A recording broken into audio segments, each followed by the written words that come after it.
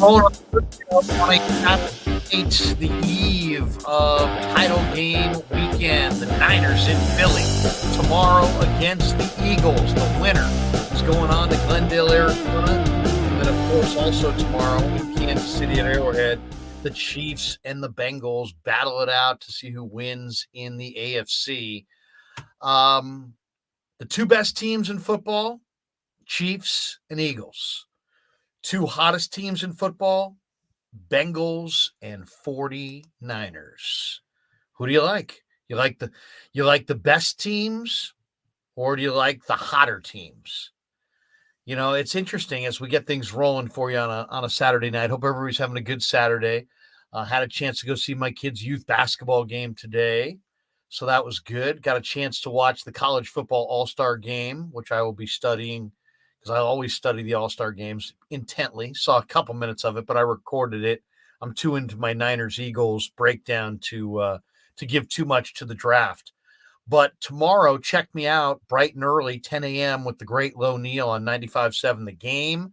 And we'll be doing Niner pregame from the studio from 10 until noon as we take you right to kickoff, the final couple hours right before kickoff. So I know the game's on the other station, but keep it on 95.7 The Game from 10 a.m. to noon, and me and Low Neal will break it all down for you. And also, if you missed my interview with Steve Young, I'm going to take a portion of that interview because, I mean, God knows we had Steve on for 70-plus minutes last night in the live stream. We're not going to use all 70 minutes on a radio show. Matt Nahagian would lose his S.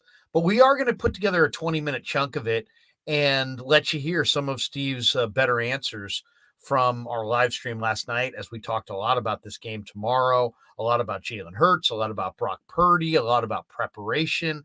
I found it really, really interesting that Steve really brought some good stuff. So check that out tomorrow morning, 10 a.m. on 95.7 The Game. But I want to know from you in the chat, and we'll take some video calls as well here.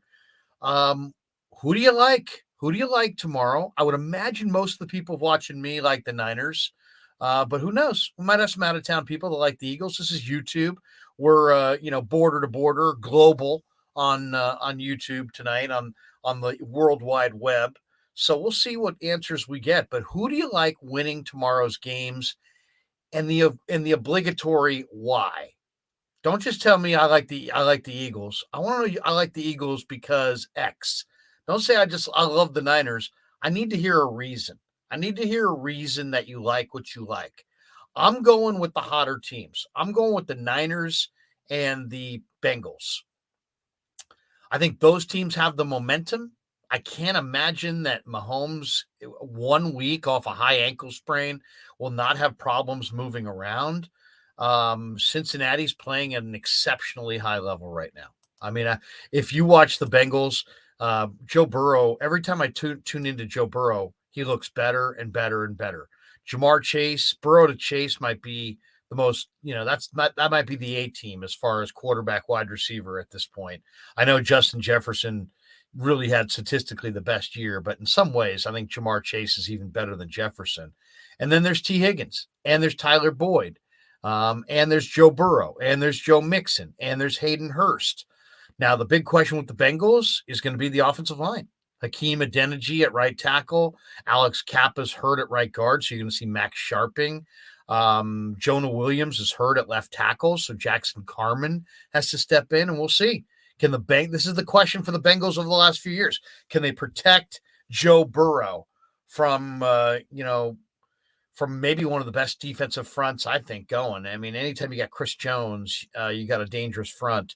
So, that's really the question. And then on the other side of the ball, DJ Reader for the Bengals, the nose guard. I've loved DJ Reader going back to Clemson, and he came into the league with Houston. You're talking about a nose guard who's just totally immovable. He's 6'6", he's 335 pounds. He wears number 98 inside. He takes away the inside run. He kind of stretches that line out. And then, between Trey Hendrickson, who's got a great motor, and Sam Hubbard, who also comes flying off the edge. And they've got some other guys. Joseph Asai, I loved him at Texas. Jeffrey Gunter. Really good college player as well. I really liked him at Coastal Carolina. Young kid, about 6'4", 260. I mean, the Bengals have some young talent behind their starters on that front. And then Logan Wilson, Jermaine Pratt, and then, their five-man secondary with Cam Taylor-Britt, a guy the 49ers really wanted, I believe, in the draft, and the Bengals traded up in front of the Niners and drafted Cam Taylor-Britt. Niners had to go with Drake Jackson. I don't think the Niners are disappointed in Jackson, but Cam Taylor-Britt, the second-round pick out of Nebraska, has been a find for the Bengals. So he's very strong, 5'11", 200-plus pounds, plays really strong.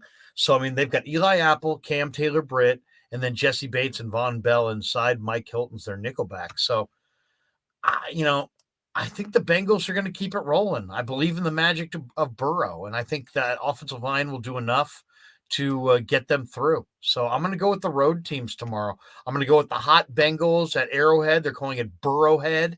And I'm going to go with the Niners at the Link over Philadelphia. But I definitely want to hear from you guys in the chat, and we can get into some video calls as well. We have one super chat right out of the chute here from Joey, who says Eagles have been sacked 44 times. And that's Jalen Hurts. 49ers only 31. Yeah, I mean, the one thing about this game is that the Eagles do have a tremendous defensive line. I think the 49ers are going to have to move Purdy. They're going to have to get rid of the ball quickly. They're going to have to run the ball. They're going to have to try to negate some of that rush. How do you negate that rush? Well, don't fall behind. Don't fall behind. Don't fall 2 touchdowns behind. The Niners have to stay, there's blowout potential on the road in this game. The crowd's going to be howling. You got a 7th-round pick rookie at quarterback. Rookies in the NFC Championship game have been there 4 times. This is the 5th time a rookie's made it. The previous 4 all lost. So, in some ways, if you're the 49ers, they have really high standards. They want to go to the Super Bowl. Their standard is to go to the Super Bowl and to win it. They were in this game last year and lost it. They in some ways, their season starts right now. But the 49ers standard is to win this game, but the 49ers can let it all hang loose because they're not favored to win. I mean, the Eagles are the 2.5-point favorite. The Eagles have this game at home. See, this is the one thing about the NFL. People fight and claw all season long to get Championship Sunday in your backyard. And so that's what Kansas City has, and that's what the Eagles have. And history shows that there's real value in having the championship game at home because you're going to win more times than not. But this year, it's interesting. You've got a Bengals team that's playing really well with I think, a really poised, smart, young quarterback, and a team that's peaking. And you've got Mahomes coming off a high ankle sprain. And, I just think that this is a good matchup for Cincinnati. I think Cincinnati does not fear Kansas City. They seem like they match up well. Joe Burrow seems so calm, so cool. I don't think he's going to be bothered by the surroundings there at Arrowhead. I think Arrowhead is the toughest place to play in the entire league. But I like the Bengals to go in there and get the win with Joe Burrow. And I love the poise of Joe Burrow. I love how he just has this unbelievable determination. He's accurate. The ball comes out on time. He's incredibly competitive. I really like what I've seen out of Joe Burrow. So I'm going to take the Bengals, and I'm taking the 49ers. Now, the game could get out of hand if the Niners turn it over. But the 49ers' 12-game winning streak, they've turned it over 1 time or less, I believe, in all 12 games. Then you factor in that the 49ers last year were 19th in the NFL in takeaways. This year, they're number 2 in the league in takeaways. They take the ball away, and in the last 12 games, they don't give the ball away. And so that means they wind up with extra possessions. And when you wind up with extra possessions and you're one of the most talented teams in football, you're going to go on a run. Now, the other reason I like the 49ers is take a close look at the Eagles' schedule this year. I think Brock Purdy right now, the way he's playing in this offense with these weapons, is almost as good as any quarterback the Eagles have played all season long. They played Aaron Rodgers, but Rodgers got hurt in that game, and they went to the backup. Otherwise, who have they beaten? They beat Jared Goff. They beat Kirk Cousins. They beat what was it? Was it Heineke or was it Carson Wentz in week 3? They beat Trevor Lawrence. They beat the Cardinals. That was either Kyler or McCoy. They beat Dak. They beat the Steelers. Steelers have a rookie quarterback, or Trubisky. They beat Davis Mills. They beat Matt Ryan. I mean, they did get a win against Aaron Rodgers, but it was a shootout, 40-33. And Rodgers, as I said, left the game, and Love came in. They beat the Titans. They beat Daniel Jones. They beat the Bears. You know, I look at those quarterbacks, and I don't see a Mahomes on that schedule. I don't see a Josh Allen on that schedule. Now, I'm not saying Brock Purdy is Mahomes or Josh Allen, but Brock Purdy is a really sound NFL quarterback, and I think that he's going to play at a really high level tomorrow, despite the pressure he's going to face. The real winner, I think, comes down to who gets it done on first and second down. And for the 49ers, that means, can Shanahan dial up some creative plays on first and second down, get into third and short? And I think he can. I really do. I think they'll come out combination of it'll be balanced attacks. There'll be some throws, some runs. But I think the 49ers, with all the weapons they have and the way Purdy's throwing and playing in rhythm, I think they're gonna get into third and short and third and medium, and I think they're gonna convert those. Where I think the Eagles, on the other hand, despite the success they've had running the ball, I don't think they're going to have success running against the 49ers. And then I think it's going to get to 3rd and 4, 3rd and 5, 3rd and 6. And the Niner quickness on the defensive line is quite a bit of a mismatch against an Eagle front. Now, if it's a run dominant game, the Eagles have an advantage on the 49er front. Why? Because there's no DJ Jones. And you can't move Eric Armstead or Javon Kinlaw, but you can move Kevin Givens, and you can move T.Y. McGill, and I think you could move Kerry Hyder, and especially in the fourth quarter. And if they put a Menahue inside, and all of a sudden now he's got to step in against the run. The 49ers are a little thin inside, and if the Eagles can win the time of possession and run the ball successfully and stay with the run, they could wear down the 49er defensive line. The Eagle offensive line is more physical, I think, than the Niner defensive line. But look at the Niner defensive line. Bosa, Ebukam, Kinlaw, Armstead, Jordan Willis, Menahue, Givens, McGill, Drake. What do they all have in common? They all have a quickness advantage against the offensive linemen that they will be up against this week. Then you mix in the wide 9 concept and the fact that the 49ers have the best linebacking crew in the game. Fred Warner playing incredibly well. Dre Greenlaw, Azeez Al-Shaair in the base. I think the Niner speed and athleticism on the front line is going to overwhelm Philadelphia's power line. And if the Niners can get Philadelphia into some obvious passing situations, I think you're going to see all kinds of choreographed games up front. And I think you're going to see the Eagles' offensive line forced to communicate and move. And it's neither is a strength. So I like the Niners to get it done up front. But I definitely want to hear from you guys in the chat. And we'll take a video call here. SOT Productions. SOT, how are you today? Very well. Who's going to win tomorrow and why? I think the 49ers will win the NFC Championship and the Chiefs will win the AFC Championship if Joe Burrow loses this year. Give me your reasoning on the Niners. The 49ers will make it to the Super Bowl, so this Chiefs could beat them. Why do you like the Niners to beat Philly tomorrow?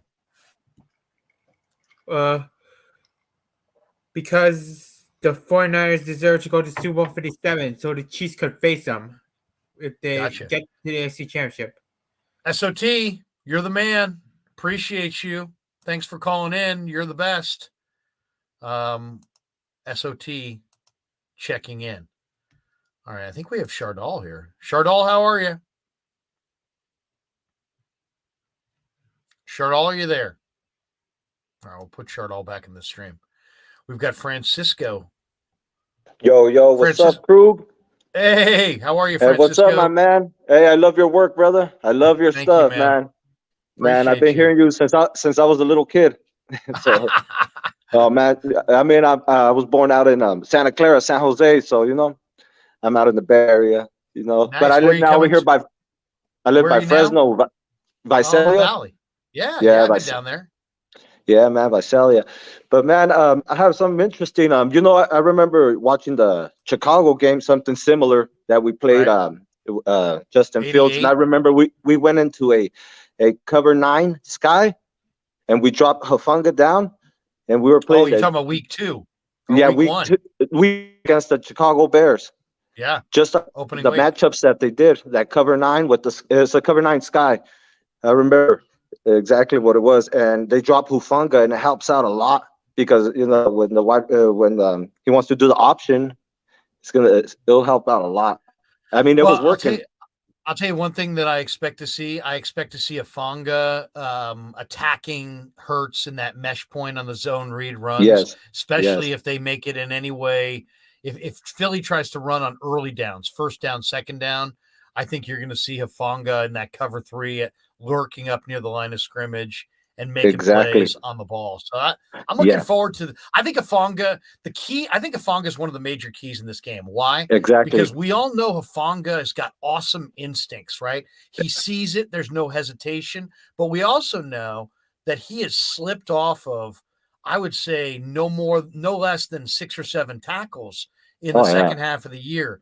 If he blitzes, he's got to get home. He can't slide off the player. Because I mean, if you're going to slide off the quarterback, I'd rather you drop into coverage. You know what I mean? Exactly. And I've been saying got to get him on the ground. It's Hufanga's time. I feel it. It's coming. A pick is coming. It's coming. It's coming. I'm just curious to see when they go to 21 personnel, and then are they going to bring the 3 safety? Are they going to bring the 3 safety, or they're going to stay in base? Whenever they bring are the Eagles going to stay in base? Yeah, or are they going to bring that 3rd safety, or you know what I'm saying?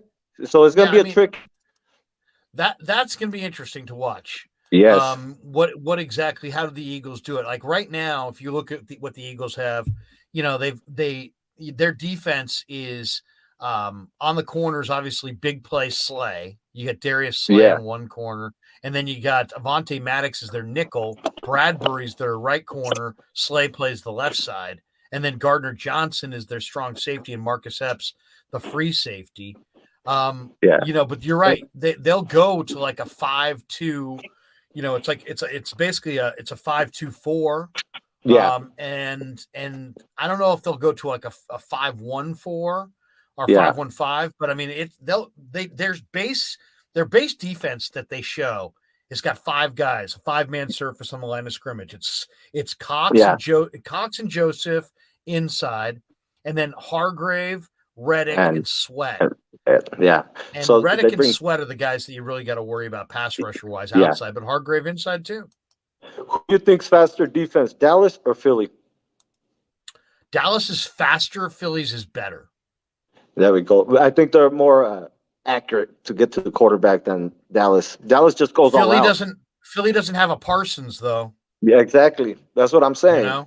And Parsons is a difference. And they don't have an maker. Osa either inside. Dallas had the UCLA kid who was a really good interior pass rusher.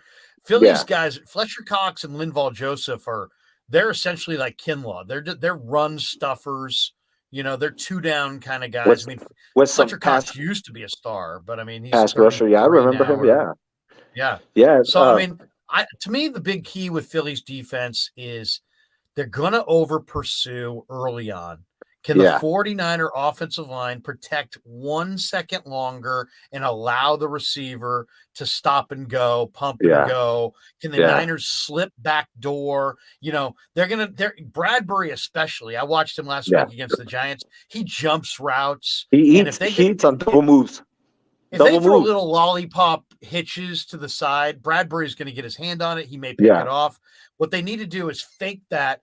Let him jump and use his over pursuit and get back door for a big play. And Purdy will use that pump fake. I'd love to see the Niners use Ayuk and Debo and Ray and Oh, make wow. some big plays with their receivers by handing them the ball. Yep. We have to run the ball, and we have to Run the use that ball. power run too. We have to go inside, right down the gut of this Philly D, and I think it's going to open up that play action game a lot. And we should. I think I'm we're going in the hands. 23-17 Niners. I think it's going to be a low-scoring game, but I think Purdy's going to handle the pressure, and I think he's going to win the turnover battle against Yeah. Hurts. I got it 30-20 Niners. I think it's going to 30-20. be close, and at the end, the Niners are just going to turn it to that other year. Have they been like the Warriors of last year, third quarter?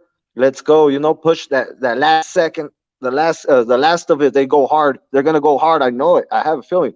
Kyle's going to have Francisco, to be in his bag. if you where will you watch? Are you a sports bar guy? You can watch it at home. What's your I'm deal? gonna watch. I'm gonna watch it at home with family and friends. But I went Nice. to the Seattle Seahawks game, and I was in the end zone when Purdy threw that ball to Ayuk. Come on, man, that's a special throw right there. Not a lot of people could do that over the linebacker. Ayuk was probably not expecting that. That's probably why he dropped it. That's what I thought. That was one of the the most incredible yeah. plays in Niner history that nobody's going to remember. And I Right, 'cause recorded he it. dropped it. I just put my phone out and I was recording the whole entire play. I have it on my phone saved from the back of the end zone. So I Save was that, like, wow. man. Save that. Yes, man. But man, So do you have any game day superstitions, Francisco, before we jump yes. to I've some other been calls here? I've been wearing my long sleeve 49ers shirt the whole season, every single game. Do you The have it whole right season. there? Is it nearby? The same one. I'm gonna wear it tomorrow too. Even if it fits me a little tight, but I'm still gonna wear it. It doesn't matter. Wear Hey, that man, long I'm sleeve gonna shirt, Francisco. Hey, let us yeah. jump, but thanks for jumping in and appreciate the kind words at the off the rip. And Oh yeah, anytime man. we're going live, man, jump in. We'd love to have you. All right, man. Thank you, crew. Good night, man, and go Niners, baby. Let's go for Go that 6. Niners. There you go. Francisco Ortiz. Liked Francisco. Liked his vibe. All right. SG Sports Talk. Chardal. Chardal. The mic. You're muted. You're muted, my man. Now we'll have to go to our 49ers. We'll go to Raj. My man, Raj. Raj. Big Krueg, man. It's been a long Dude, look time. at you. You're How blowing up. Hey, how you? No, you're the man. How you? Steve Young, bro. That is my all-time favorite. You had Steve Young on the pod. I was like fanboying. I can't believe that was amazing, man. But shout out to you doing big things. Long time no talk, man. How you doing? Dude, Raj, I'd love to have you on a regular basis, man. I'd love to get your vibe. Tomorrow night, of course, the Niners are going to win. They're going to beat the Eagles. We're going to do a live stream in the post game, and we'll take some video calls. And if you want to jump in, man, I would absolutely be honored to have. For people who don't know, the great Raj runs he runs basically RSF 49ers, right? Yeah. And how many followers or subscribers do you have on the IG right now? My kid always says, Dad, give Raj his. He's a made man on the IG. I said, No. okay. Your son's too kind because he's messaged me and he's tried to link us. Yeah, honestly, I know we talked about it earlier, but this year was crazy for me. We have to do something on a regular basis because man, you are the man. I hate to pump up my numbers. I'm too humble, but yeah, I have 240K on Instagram just about. When did you start that, Raj? What year did you start building that? 2013, and then I was doing it because I've always wanted to be in sports media, but I'm a physical therapist by trade, and that's what I do. But as the years kind of went by, I've just loved sports media, and when I was younger, I always wanted to do it, but medical side pays the bills more. But now, I got burned out. I was a director at a clinic. I got so burnt out, man. I stopped doing it. I'm only doing this like my physical therapy job per diem and stuff. So I want to focus on this. This is what I want to do. So I've been putting in a lot of work over the last 2 years. Really. Is it all you, or do you have help? Just me, man. Just one man show. And so how you put your site is a compilation of incredible Niner stuff. Heck, when I've seen my own stuff on there, I'm always like, wow. But you put out stuff that like we've put out interviews or whatever. But I mean, you find like all kinds of cool stuff. And John Lynch follows you. George Kittle follows you. I mean, there's a lot of Niner big time guys who follow your site, man. That's pretty cool. I'm just blessed. I work hard. After every post, I'm always looking for the next post. Honestly, like that's it. I'm tuned into everybody. I tune into you. I tune into every content creator. I love them all, man. I help people out. Wayne Breezy, like everybody out there. I try to, just get a little bit of everybody, and that's it, man. It's a great community. I love this team, and I just want to be like you, man. I want to be like yeah. It is a great community though, Raj. You hit on something there. It really is a great community. The 49er community is an awesome community. It's a growing community. There's a lot of content creators. What I love about it is that everybody's creating content about the same team, but it's basically everybody kind of is in their own lane, kind of doing their own thing, and everybody's kind of rooting for everybody. I mean, I guess there's sometimes people get a little pissy, but for the most part, I get treated so well by the other content creators. Love checking out other stuff. It's all like kind of makes you think, gives you more stuff, more grist for the mill. I just think it's awesome. I love it. I think the fan wins over and over and over again because they're getting a lot of content. We're trying to bring locker room content, but do you have like a philosophy about what you put out there? Because I mean, there's all kinds of things. There's controversial things, there's football things, there's fan related things, and everything in between. I mean, how do you know where you say, you know what, that's not for me and that is for me? As the years go by, you kind of have to look at your audience and you look at the numbers, the logistics and everything. And that's it, because sometimes, and one thing you said is everybody has a different view, and that's what it is. You got to look at it from a different view. Like, how are you going to cover? Because we're all talking about the same thing. How are you going to view it that somebody else doesn't? Because you're going to have to like bring people in to look at you and listen to you. So you do have to see it from a different lens. If you're always just controversial, then people are just going to think, okay, you're this controversial guy looking for clicks, which I don't mind it. Sometimes you have to be a little controversial. Right. In the off season, I feel like that's when you get that type of content. Is rumors. There's not a lot to talk about, so you kind of have to engage with them and come up with those rumors. But during the season, I try to stick to the current events, the breaking news, the updates and stuff like that, and then just my thoughts on the day-to-day. What are the players doing? I try to see the perspective of the players. Obviously, I'm not out there playing, so my take is I'm not going to hate these guys.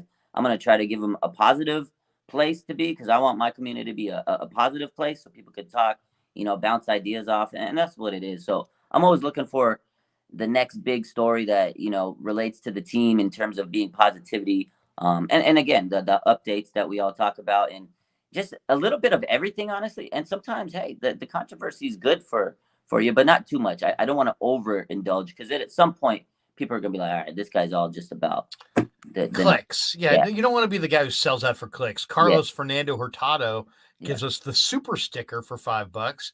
Randy Daytona says the Krueg and Raj show, sponsored by Sizzler. I'll get the paperwork ready. Let's go. Sizzler. We cooking? Okay, they said we're cooking. So give me your vibe on tomorrow, man, because I think here's the thing. One of the things Steve Young did say last night was that, and it's a great point. He said, the 49ers have never played a team this year as good as Philadelphia, but contrarily, the Eagles also haven't played a team as good as the 49ers. Yeah. And so that kind of makes this an incredibly exciting game, because you get the feeling that, the old ball coach used to say to me when I was in the Canadian League, it's the way you play, the day you play. You know what I mean? It's like, it's not about could you beat them 10 times. It's about who plays well tomorrow. And that's all that matters. And I feel really good about the Niners' chances. But how do you feel? And what's your prediction? I mean, do you have a prediction on it? Do you have a vibe, or do you make predictions? Always. Every Friday we do the predictions. I'm superstitious. Like all day, every day, I'm live and people ask me, what's your prediction? If it's Monday, I said, you need to wait till Friday, because I'm not making that prediction till Friday. That's I can't. I got to look at the updates, the injury report. I got to get the vibe of how the players are looking, and then I'll go on Friday. But honestly, I agree with what you said is, you know what? Yes, the Eagles are good, and we haven't played a team like them, but they haven't played a team like us. Nobody's as physical as the Niners. I'm very confident. I was talking to people earlier, and everybody's nervous and they're scared. I'm confident. This team is hungry. They've been to 3 out of the last 4 NFC championships. They've been so close. Like Kyle's like right there at the top of the mountain. He just got to get over the hump like Andy Reid did. This is close. Like, no disrespect to the Eagles. It's a young team. They won it a couple years ago, but it's a whole different team. Sirianni, he's not where Kyle's been, and D'Amico, who wants to prove himself if he wants to be a head coach. This team is in the driver's seat. They don't have as much pressure as the Eagles. Number 1 seed, Jalen Hurts, the superstar, MVP candidate, expected to win. The national media is kind of siding with them. I feel the Niners are loose. They've been in this situation. Debo is hungry. He said it this week. This is my 3rd NFC championship. I don't want this team to win. We're going to do whatever it takes. Trent Williams, we're hungry. The vibe, I feel, is electric. Last year, Trent Williams was hurt, and he still played on a bad ankle, and they almost won that game. They were up 10 points. I feel this year, they're just going to be too physical. They're going to have that momentum. They're going to play with a chip on their shoulder, a bag of Doritos on their shoulder, actually. Weapons. CMC wasn't there last year. This is his first NFC championship. And for everybody that's doubting on Brock, this is Jalen Hurts' first NFC championship, and he has to play the best defense in the NFC. I got the Niners winning this. Close game, tough game. It's going to be a battle of the trenches. Their O-line's great. Our D-line's good. Nick Bosa, he's due for something. 24-20 Niners. Yeah. The one area I love the 49ers. Last year, the 49ers were 19th in the NFL in takeaways on defense. This year, they're 2nd. So they take the ball away. And then in the last 12 games, they've only turned the ball over once or 0 times in all 12 games. So the Niners, the last 3 months, they're not turning it over. They are turning you over. And that's what's leading to them winning games. Yeah. And I think their equation is going to continue in this game. I think they're going to turn over Philly, and I don't think Philly's going to turn over Brock. Brock has got the mental toughness to know to throw it away. Yeah. Throw it into the turf. Take the penalty if you have to. Who cares? Don't throw it up for grabs. Don't take huge chances. And there's times in the game where you have to take chances, but don't take stupid chances. Be smart with the football. But I think right now, the way he's playing and the way he sees it, I would want to settle into the game tomorrow. I'm a little nervous about just settling into the game. Why? Because the home team gets an advantage, it seems like, in the first 5 minutes. But once the game kind of settles in a little bit, then it's a football game. It's like any other football game. But what you can't have is the mistake that costs you points in the first 5 minutes of the game. Can't have that. Absolutely can't have it. Well, one thing I said today when I was talking, I said, the only team that could beat the San Francisco 49ers is the San Francisco 49ers. When they've lost their games this year, they've shot themselves in the foot, made those turnovers. The Denver game, I don't even want to bring that up, but the pick 8, the safety, like those types of plays were the ones that messed them up. And if the 49ers win this turnover battle, I don't think you could beat them because this defense is so opportunistic. All the interceptions they get, the pressures they get, I think that's the key. And Brock Purdy has done such a good job of protecting the ball, limiting those mistakes. That's something we haven't seen in a long time. The offense is scoring in the red zone, 33.5 points. And that is something that we need to continue to do. Put touchdowns on the board. You don't want to put field goals out there, but I mean, if you have to, at least score. So you can't let those turnover moments come and not capitalize on them. And I feel like in the past, that's kind of what's been their Achilles, and also stopping the running, the mobile quarterback. And I'm going to ask you about that, but I feel Purdy's going to be, able to get this done. I think at first he might be a little nervous coming in, a little, hyped up, but I think once he calms down, which he's shown all season that he is so poised, he's going to take over. And I think Kyle's going to do a good job of getting him calmed down. And that's the crazy thing is he's played 8 games, 7 starts, and he's been so calm. Last pick in the draft, he's got nothing to lose, honestly. He's so young, he doesn't even know what he does. He doesn't know he's supposed to be nervous. Yeah, he doesn't know, and he's not even supposed to be here. So for him, this is all icing on the cake. Nate Sudfeld, I remember when we talked in training camp, I remember you were the guy that told me, look out for Brock Purdy. I remember this talk. We were live on a show, and you said, Brock Purdy's looking good at training camp, Rod. What do you think? And I said, well, they gave Nate Sudfeld $2 million. And here we are. Full circle moment, Larry. Brock Purdy starting at the NFC Championship. It's crazy to me. It is amazing. It is absolutely amazing. It's been an incredible story to cover. I've been in the locker room all year, so I will say this. The 49ers respect the hell out of Philly. They know how good Philly is. Okay. But the Niners have a lot of swagger themselves, and they carry a lot of confidence into this game. So that's the vibe I got. It's like quiet confidence. They know Philly's good. They know they're going to have to be on their game. They know it's not going to be about who's sky high. They know it's going to be about who executes the best in these conditions. They're focused. They've got a game plan on special teams, defense, offense, and they're ready to roll. Now, I got to ask you a question here, but let me first read this one chat. We got G-Code Travels Vlog, POV. He said, would Kyle Shanahan call plays when the 49ers played the Packers in 2019? Kyle had Jimmy attempt 6 to 8 passes, lots of sweeps, misdirection, ran Mostert, or keeping it simple or gamble. I would say run the ball. Run the ball. Philly has got the number one pass defense, though they struggle against zone. Like teams are completing a high percentage against their zone. So if they play a lot of zone, I think that's advantage Niners. Maybe you throw it against their zone. But otherwise, I think you run the ball against Philly. Play complementary defense, complementary football, I should say. I think the team that wins the time of possession will win the game. So you have to win that time of possession. I think you do it by running the ball. I like the idea of taking some shots with Ray, Debo, Ayuk on shuffle passes and, stuff close to the line of scrimmage, try to get the ball in their hands, scheme it to them instead of throw it to them just to keep it out of the air. But Raj, I got to ask you this, because the sense of, this franchise, and that last year they got into the NFC Championship game and lost. In a lot of people's minds, this season was all about getting back to this game. Yeah. And now they're back here. So some people, this season was about advancing beyond this to the Super Bowl. And there are some people that literally will not be satisfied unless they put that 6th Lombardi in the trophy case. So I'll throw you this question, and this is a tough one. Has this already been a successful season? They found Purdy. They've won a couple playoff games. Do they need to win tomorrow in your mind for this to be a successful season? Do they need to win it all?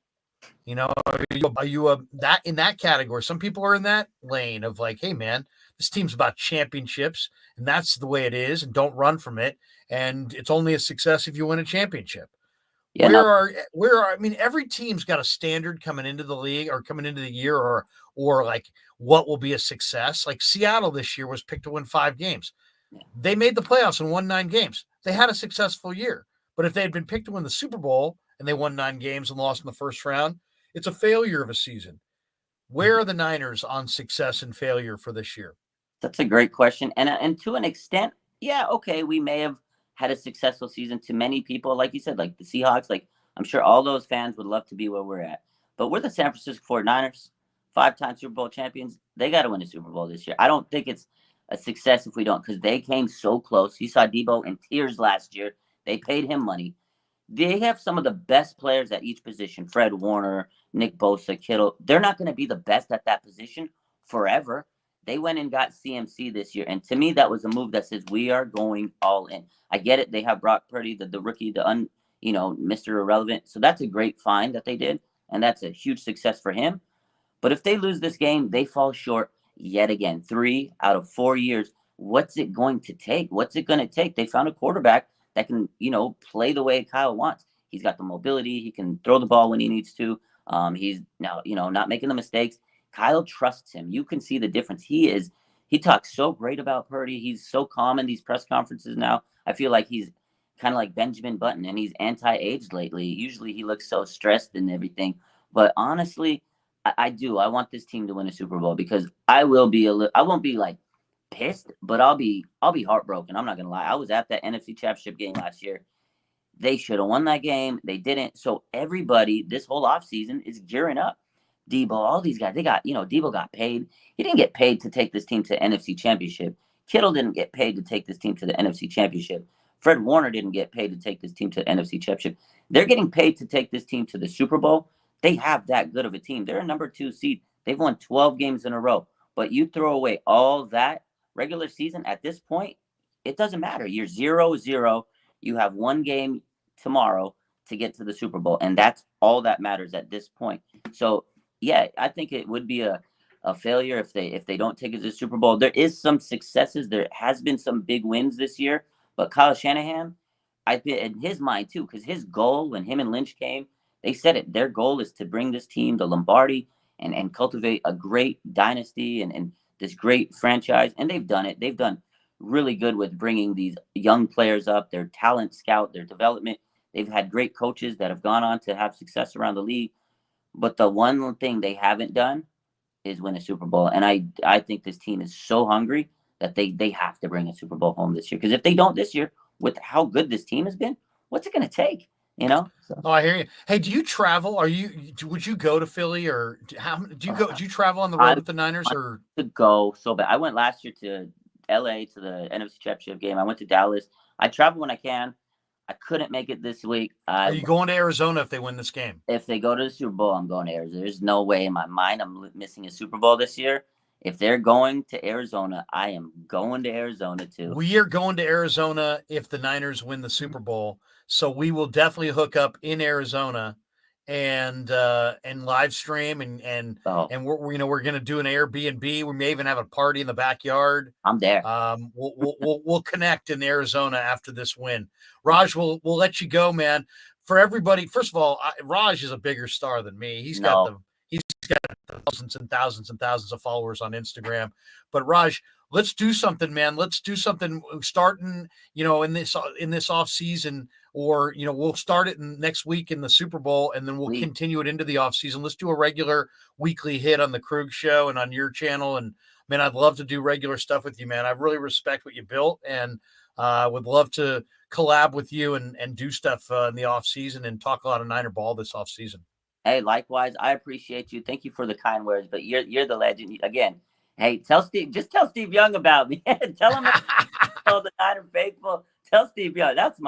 I'm going to not even gonna lie to you, because I saw that. I was like, oh my God, Krueger got Steve. When I was a kid, Steve Young was my favorite player. Like, everybody loved Jerry Rice. And Steve Young was my guy. I remember my dad was the big Joe Montana fan. And I said, Steve's going to bring us to Lombardi. I said, Steve, when they won that Super Bowl, I was young. I was like 10, 11. Right. I remember screaming around the house. I had my Steve Young jersey. And I was like, he did it. Steve did it. I didn't take that stupid jersey off for like a week. My mom had to pry it off me and throw it in the wash. I said, no, Mom, you're going to wash the championship off the jersey. And you know what? We haven't won a Super Bowl since then. So my mom is to blame for us not winning a Super Bowl. So that's the story I always tell her. I was like, you're the reason why. But no, I would love to collab with you this week, next week, off season. Let's make it happen, Larry. Appreciate you for having me on tonight. Hey, Raj, you're the best. I will say this, man. It is incredible with guys like, the late Dwight Clark, Steve Young. I mean, these are guys, I was 11 years old when Dwight caught that pass from Montana in the corner of the end zone. And it's like, that was like my childhood hero. And then to get to know him, Raj, and then to sit at Giants games with him, and, to play golf with DC, to literally have him come up to me and say, man, last night on the show, when you told this guy, my mouth would just drop and I'd be like floored that I'm like, dude, DC, you're listening to my show. And he's like, yeah, Krueger, listen to you all the time. I'm like, dude, I'm like, DC, that's like the greatest. You don't get it. I live in Walnut Creek.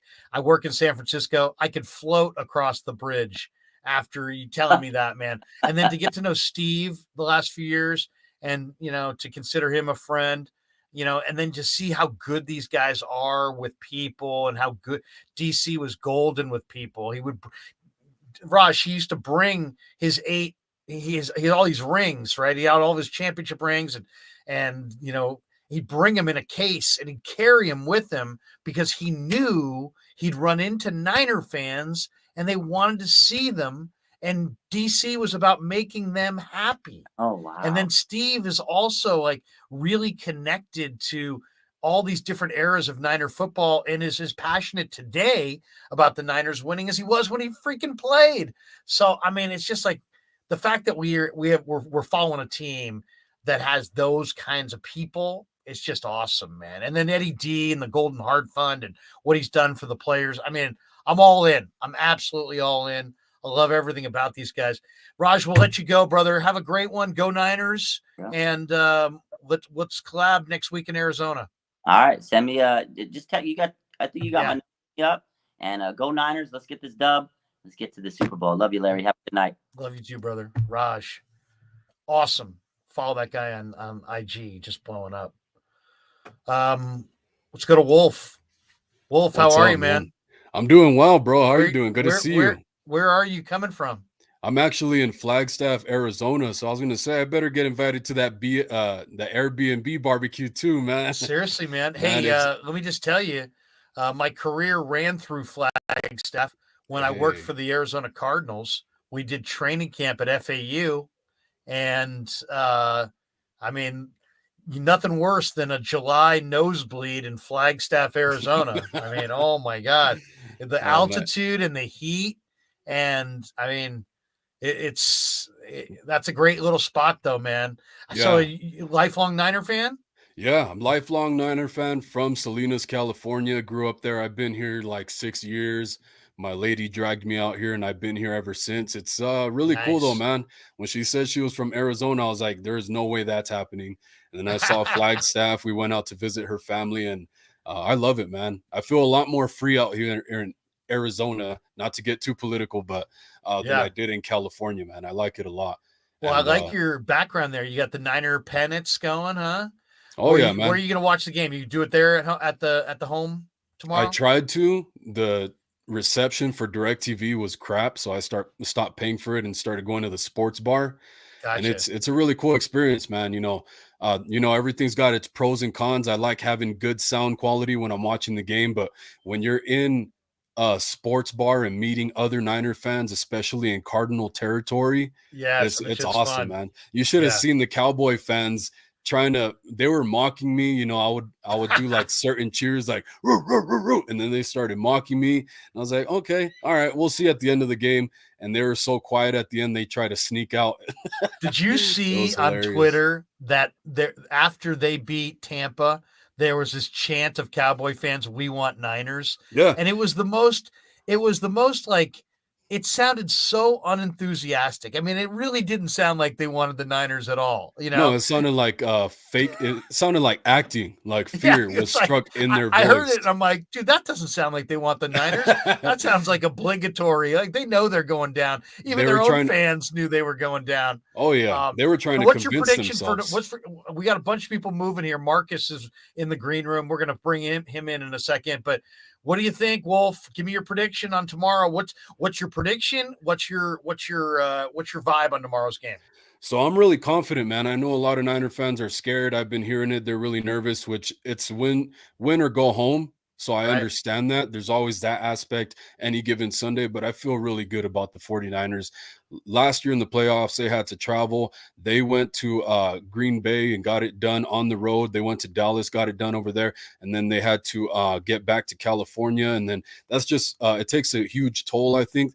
They didn't have to do it. I think they're a little more rested for this game. They'll just have to travel for one game. I wish I could have gone. Next time we got a carpool, Larry, but I feel really confident, man. I feel really good about it. I predict 49ers 27-20, and I like your 23-17 prediction too as well. I think it could very well go that way. Sounds good, man. 27-20. Hey, check me out tomorrow morning at 10 a.m. with Lo Neal on the 95.7 The Game pregame show. We'll be doing that tomorrow. And then we'll be doing a live stream tomorrow night, and we'll take video calls celebrating a big-time Niner win in the NFC Championship game. Kerry Hyder told me, Wolf, that there's a number of guys really prefer to play on the road, that they like the bonding, they like the singular focus, and that the Niners are going to fire. And you know what? Think about it, man. They have fired on the road a bunch. They looked great on the road last year. I expect them to look really sharp tomorrow. Hey, man, thanks for jumping in, and have a great night in Flagstaff. And anytime I'm live streaming and we open up the calls, man, if I see you out there, we'd love to have you. Yeah, bro. Appreciate it. Always an honor, man. Take care. Have a great night. Man. Have a good night. Wolf from Flagstaff. So cool. All right, let's go to Marcus. Marcus looks like he's in his car. What's up, Marcus? Hey, can you hear me? Yeah, we got you, man. How are you? I like that. Is that a Niners shirt, jacket? What is that? It's a little pullover. Nice. I like that. Sharp. Yeah, sweater. I'm about to go get some food. Where are you coming from? Where are you in the Bay or are you outside? No, I used to live in the Bay. I'm actually a Niners season ticket holder, but I live in LA now. Okay. What do you think? So What do you think about tomorrow, man? I'm excited. I just got done watching your video with Steve Young, who's What'd you one of my think? favorite Niners, and I liked it. I liked the point that you made about the motion. At the end, Yeah, about how Dallas or their defense is, 22nd in the NFL against 20 motion, second exactly against non-motion. on motion. Yeah, that's Expect to that's see some Kyle. motion. Yep, that's Kyle Shanahan's bread and butter. So I like it. That made me even more confident, especially with their run defense being the way it is and not so stout.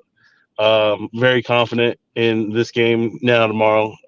I would say some part of me feels like it's going to be higher scoring, but with what's the line at? The over under is like 46. 46.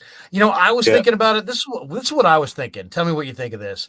I think What's I'm up? taking a 7.5 point teaser, and I'm teasing Niners up to plus 10. And then I'm going to take that number from 46 and tease it up to 54, 46.5 to 54.5, and go under. I think I'm That's going funny. Niners plus 10 under 54.5. That's funny. That's exactly what I did with. I parlayed the Cincinnati Bengals and the Niners, and I got like plus, I think 6 for each, and it was So I like that. That. No, I think 24-20, right? If the line's right there, everybody's saying maybe under. It's gonna be a slugfest, and I'm excited about it because we were built for this. Definitely had the experience edge, which is nice, and I'm excited. And especially coaching wise, the Niners have the coaching experience edge. Coaching and players, I think we've been here. This team from last year, hungry from last year. I was at that Rams game. Were you? Levi South, and it was a big disappointment. So I think this year, I think the toughest thing is the travel. I think that sucks. Is that going to affect Kinlaw, you think? As far as his the knee? Yeah. You know what? I've talked to Javon like 4 times in the last 10 days about the knee, and he's feeling good. I mean, he's taking a full. He says it's a non-factor. So I think it's crazy how huge he is with all the injuries that we've had at defensive tackle. Like how huge, and we're healthy. They so need him to play well. They absolutely need him to play well. Absolutely. Marcus, let me jump because we got a bunch of people in the chat, but thanks for taking my call, us. Larry. You're a legend. Well, I don't know about that, man. Thank you, though.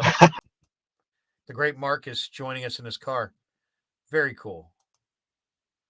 We're going to, is it Big Mac? Big Mac Sports? Big Mac, you're muted. Got to unmute. Can you hear Big me? Mac? Now we got you. Big Mac, where are you calling from?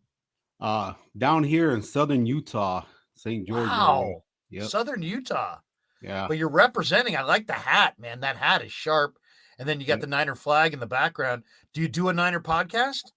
I do. What's it called? Tell people where they can find it. At Big Mac Sports, also on Twitter. So, yeah. Niner Gang Wolfcast says Big Mac the man. I've never seen your that's my show. boy right when there. When do you come on? What's your schedule like? What do you do?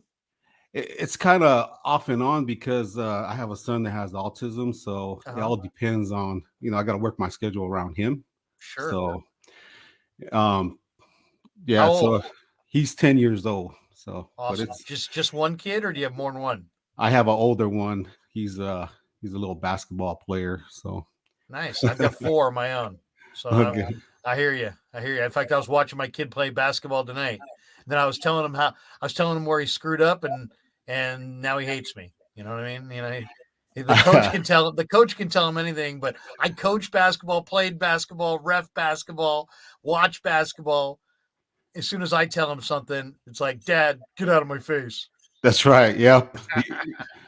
He doesn't do that to me anymore because ever since he's been doing the John Morant workouts with his big tire, I said, nice. Hey, now the only thing you got to do is put everything together and you'll do a lot better. So, yeah. Very cool. What's your vibe on the game tomorrow, man? I see 27-17, a 10-point win. Okay, we see it the same way. I'm saying 23-17, but it's basically the same. Yeah. So that's how I see it. I see that. I just think that they're going to run the ball a lot tomorrow, but I do have one thing that I really want them to do, and I know Shanahan is not going to do it. Is like the first play. This is what I've been dreaming. Is that Danny Gray just takes off for a freaking post route and go, and how awesome would that be? He gets a bomb right there, and they make a touchdown. Or even if they don't make a touchdown, they have to be aware of that, so that'll scare that Eagles defense. So. Danny Gray told me that we don't have any idea what he's going to unleash when he gets in the end zone. He told me, Krueg, when I get to the end zone, I've got to dance. He's like, I've got to dance. I'm ready. I'm ready to bust it out. I said, Danny, we got to see it, man. We got to see this touchdown dance.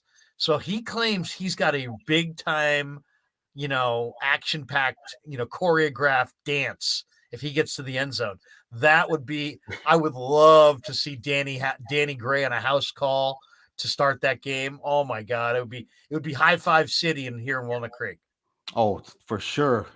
The other thing, just because you mentioned dancing, is I was like, man, we got to tell Hufanga to teach everybody the haka when they go to the Super Bowl, and we can do something in the tailgate over there in Arizona. Are you going? Are you going to Arizona? Well, you're already there. No, don't tell my wife. I'm gonna go. I'm going. She doesn't know it yet, but I'll be there. Yeah, I used to live down there in Tempe years ago, so I know a lot of the old guys and stuff like that down there. And got a buddy who used to play for the Cardinals, and his brother lives out here by me, so we always talk with them. Now, who's that? Because I used to scout for the Cardinals. Oh, Deuce Lutui. Deuce Lutui, yeah. Yeah. Monster. Yeah, that was Huge my guy. Yeah, he used to be at our apartment every single his whole junior year in high school. He was always kicking it with us. So talented guy, man. Athlete too. With a big frame. Yep. So okay, well, give me I'll say this. I like the Niners for a couple reasons. I think they're going to win the turnover battle. I like Shanahan's experience over Sirianni. Shanahan has been in this game. He understands what this game's like. I think that's advantage Niners. But the real reason I like the Niners is I think the 49ers linebackers are the most dominant unit I've seen in the playoffs. Fred Warner, best football of his career. Greenlaw, same thing. Aziz the other day played 16 snaps and had 7 tackles. Those 3 guys are playing at such a high level. I think they're going to force turnovers. I think they're going to attack Hurts in the run game. I think those 3 linebackers are going to make the plays. I think they're going to make a huge impact.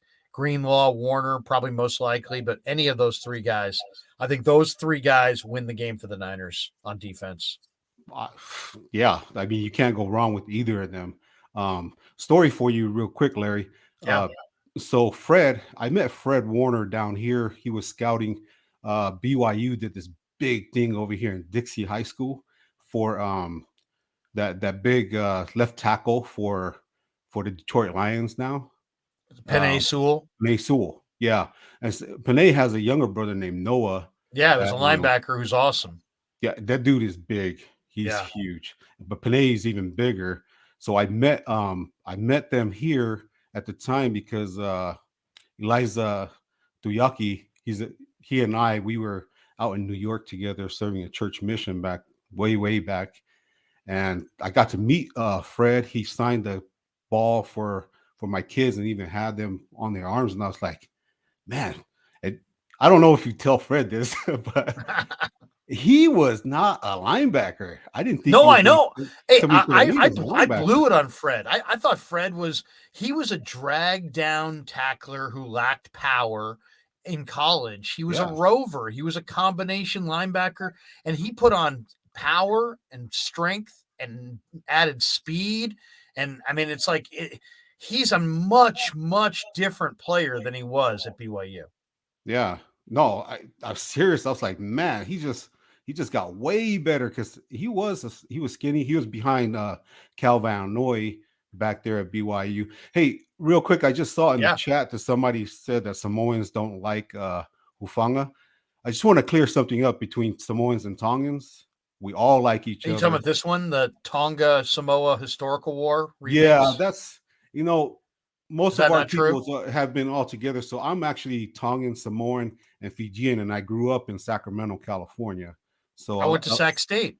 Oh, yeah. I actually, when my wife and I got married, we lived right across the street from Sac State on J Street.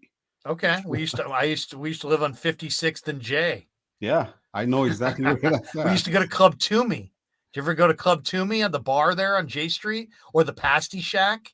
The Pasty Shack on J Street. It was this Pasty Shack, the bar, and then the barber shop. And sometimes you'd go into the barber shop to get a haircut. You'd be, where the hell's the barber? You'd have to fish him out of the bar. Always risky. No, I never went to the bars or anything out there. Yeah, that's pretty cool. Yeah. Good. Hey, let me jump at Big Mac Sports. Tell people, when do you go on? When are you streaming again? I'm going to be streaming tomorrow, but I heard you're going to be on, so I'm going to try to get back on with you tomorrow also. Join us tomorrow in the post game. We'll take video calls. We'll talk about a Niner trip to the Super Bowl. I feel very confident 49ers are getting it done tomorrow. Oh, they will. I was in Philly last 2 weeks ago, and I even made this prediction that they were going to meet up, and it's going to be there in Philly. So here we go. We're gonna see San Francisco win tomorrow. That's my prediction. 49er Josh says Big Mac epic, man, legend. 49er Josh, faithful forever. Thanks for the shout out. I've been a 49er fan since '79, just by the way. Awesome, man. That is awesome. Going back to Cleveland Elam, Cedric Hardman, Jimmy Webb, Tommy Hart. I mean, you're talking about late 70s. Hey, Big Mac Sports, have a great night. Thanks for jumping in. Anytime we're live streaming, you see me on here, jump in. We'd love to hear from you, man. Pleasure. Big Mac Sports. Good dude. I like that. I like the fact that we're getting some people also in here who have their own channels. And heck, if I can promote your guys' channels, I absolutely will. Who else has been hanging out? Chardal's been waiting. Chardal, how are you? Hey, what's up, Larry? How you doing tonight? I'm doing fantastic. I like is that a Hughes check jersey? What jersey you got rolling there? That's a Deebo Samuel jersey. I'm gonna be rocking that for the game tomorrow, man. Let's beat the Eagles, man. Let's go. There you go. What's your prediction? Man, I got the Niners winning 75-0 versus the Eagles. I got them blowing them out. 75-0. And I got Christian McCaffrey going 23 or 25. I got him throwing for over 500 yards, 3 touchdowns, no picks. Chardal, you are the man. How will you celebrate tomorrow if the Niners get it done? I'm going to a sports bar tomorrow to watch the game.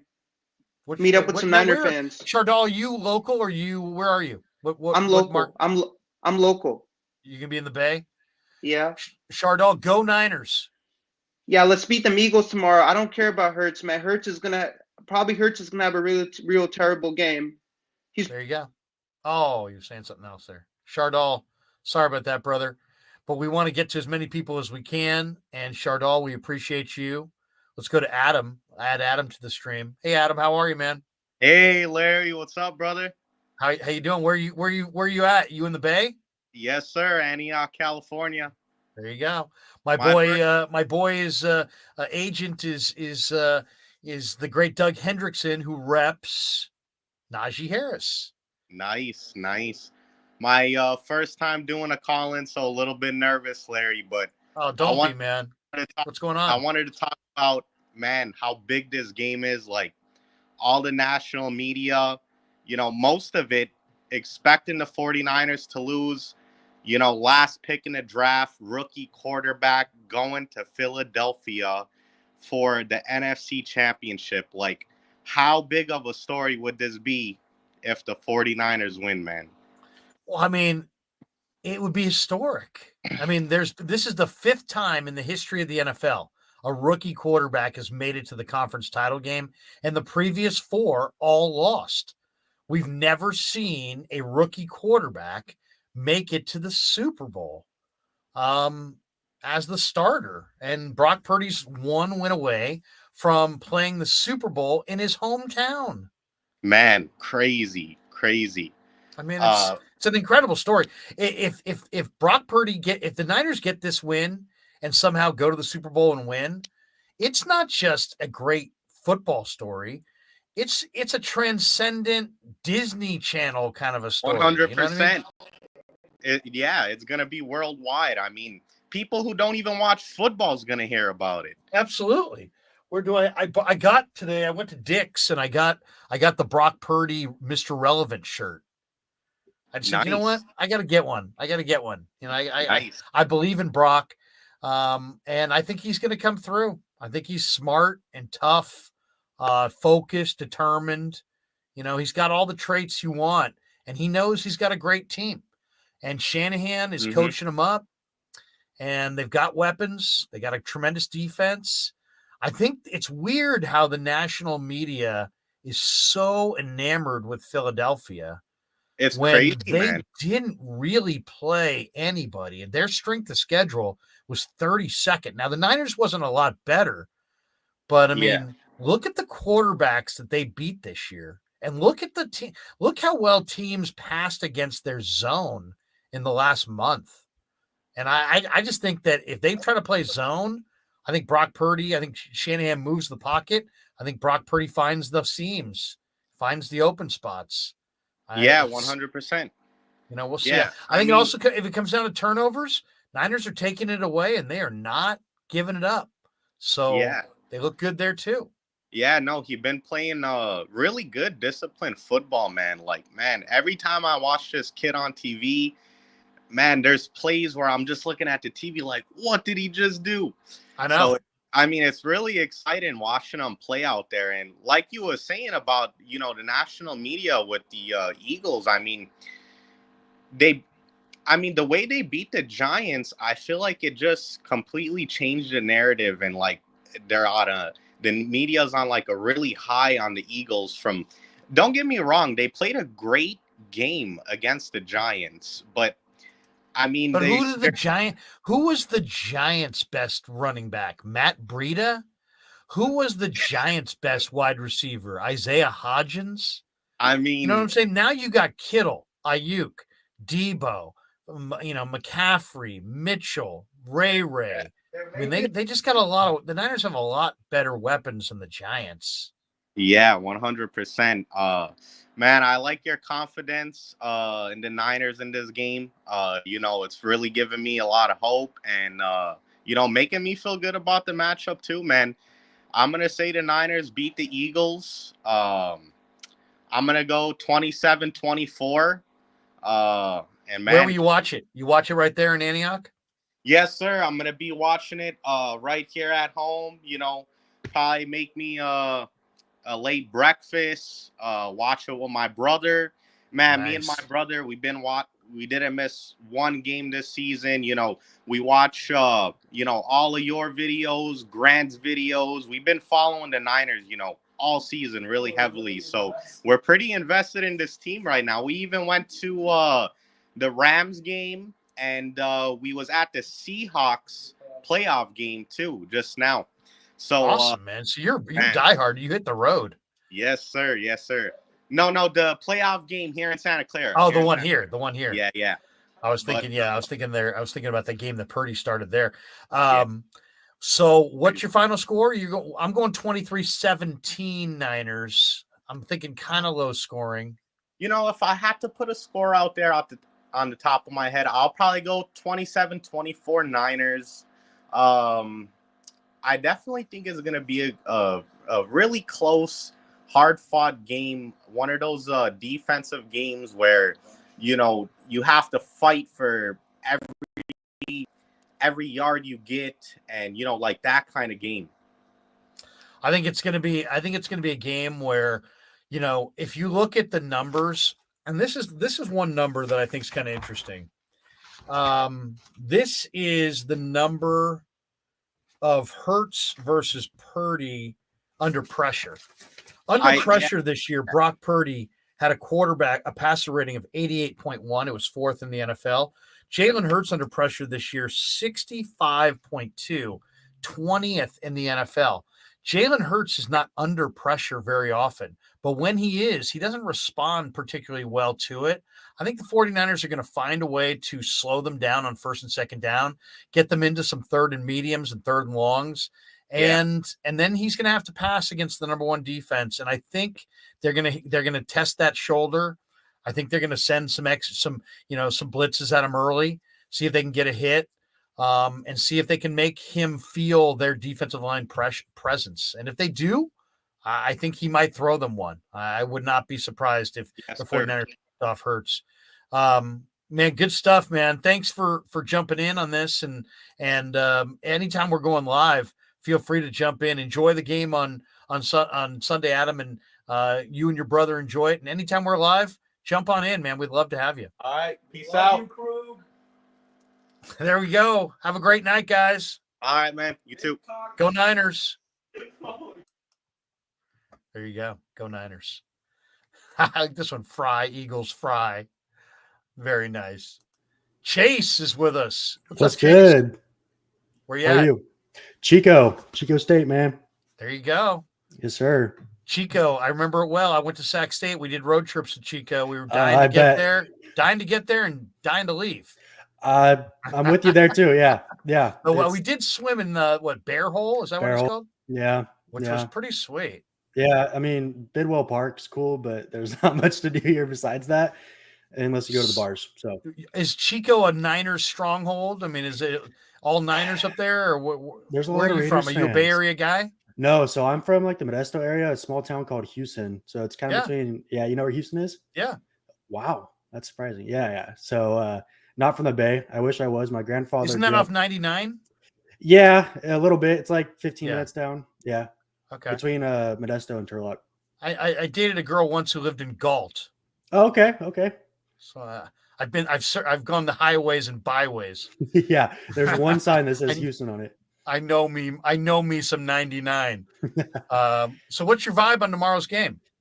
Man, is Elijah Mitchell playing? We don't know yet, right? He's questionable. We don't know. 50-50 ankle, didn't practice Wednesday or Thursday, I don't think.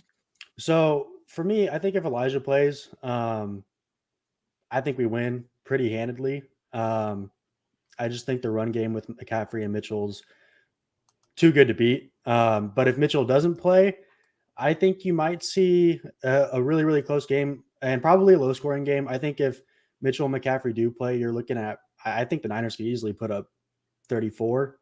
Wow, you're optimistic of a high-scoring game. Yeah, I mean, I think the Eagles could put up a lot of points too. I mean, I wouldn't be surprised if they put up 28. I think Devontae Smith and A.J. Brown, obviously, huge weapons, Goddard. So, you know, I think every time we see everyone talk about a low-scoring game, it usually ends up being the opposite. So, yeah, but if Mitchell plays, I think, you know, that run game, they're just going to drain the clock and do it that way. You know, I think the 49ers might have a hard time running the football, but if they come out and I think it's going to be a balanced attack. You know, I think that they may be able, if the Eagles go zone, to pick apart that zone a little bit. So I'm encouraged by that. To me, the big key is 1st and 2nd down on offense or defense. On offense, you can't get into 3rd and long against a team that has 70 sacks. That's insane. I mean, that's just begging for disaster. So you got to get something done on 1st and 2nd down. They don't have to get tons done, but they got to get to 3rd and 3, 3rd and 4. They can't live 3rd and 5 or longer against this team. So I would like Shanahan to be aggressive on 1st down, but also I want to see some plays where it's high percentage that they convert so that they don't wind up getting 0 yards on 1st down. That to me is a major key. You got to get something done on 1st and 2nd down. I agree. And I think on the defensive side of the ball, I think the Eagles are the best team on 1st down in the league, right? Yes. Yeah. So I think that's going to be the biggest key is keeping them, you know, trying to get them in 3rd and longs because, you know, our pass rush, we don't have 70 sacks, but it's right up there with the Eagles, I think. And Bosa, I think if Bosa gets back on track, I don't know what's been up with him. Grant's been talking about it a lot too. I don't think anything's up with him, to be honest. He's still productive. It's just that he gets everybody's best effort. He's not sneaking up on anybody. Also the 49ers sometimes use him as a way to free up others in these games that they play. I think he's really good against the run. I think Bosa has been one of their best defenders against the run. So, but I agree that Bosa has yet to have that Nick Bosa, I'm on a different level than everybody else. This is the playoffs and watch. Yeah. And he looked awesome early in the Super Bowl against Mahomes a couple years ago. I would love for him to just have an awesome day yesterday where he piles up 3 sacks and 5 hits on the quarterback and leads the way. I mean, that's what we're all hoping for. It's in there.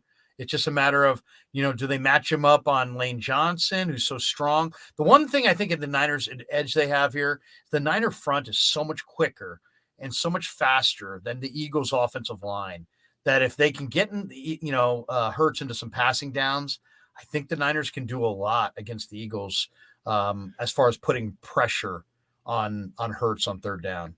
Are we assuming that Omenihu is playing too? He is going to go. He's going to go? Yep. Okay, yeah. So, I mean, I definitely agree, especially on third and longs. I think they are super fast. But the Eagles, I mean, they have the best offensive line in football. And so, I mean.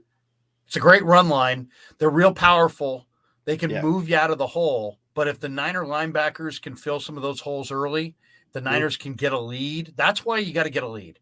You got to get a lead because if you get a lead, you can run the ball. If you get a lead, you can dominate time of possession. If you dominate time of possession, I think you can beat this Philly team. Yeah. If things go the other way and you fall behind, it's going to be very difficult for a rookie quarterback on the road down 10 or 14 to come back against a team that's this kind of defensive talent. So, yeah. Hey, Chase, let me jump because we got a bunch of people in the chat who want to get in here. But, hey, man, go Niners. And anytime we're going live and we're taking calls, feel free to jump in, man. We'd love to have you. Absolutely, man. Thank you.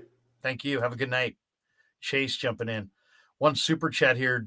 Dabada says Lenore will have a bigger impact than Charvarius Ward. Ooh, I like that. I think Lenore's playing at a really high level. All right, let me do this for just a second. I'll be back in just a second. I got to pull a thing off the printer that I want to throw you guys. I'll be back in just a minute on the Krueg Show. We'll continue in just a second.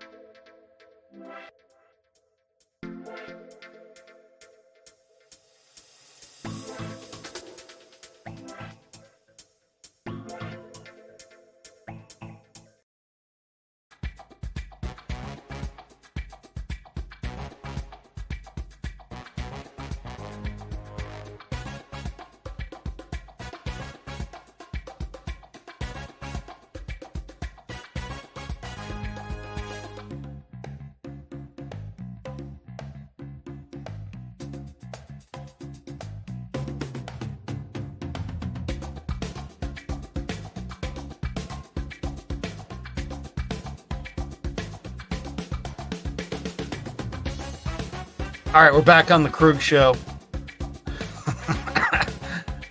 We have the music going in the background there. Oh, thank you. We're back on the Krueg Show. I want to print this out because I think this is really interesting. And this was something that I kind of threw towards Steve Young when we talked. and I brought this up before on the live stream, but this number really is interesting to me. Now, this was the game last week against the Cowboys. Okay. Brock Purdy in this game was under pressure quite a bit. In fact, he was under pressure on 48.5% of his dropbacks. That was the most of any 49er quarterback since 2020. In addition to that, so he was under pressure a ton against Dallas. He didn't turn it over. Didn't turn the ball over one time the whole day. And when the 49ers were able to keep him clean in the pocket, he was 15 of 17 for 159 yards. That's 88%. He completed almost 90% of his passes when they kept him clean. He just went up against a Cowboy line where he was running for his life. He didn't turn it over. Now, are the 49ers in back-to-back games going to allow the highest percentage of pressure that they've allowed all year? Maybe.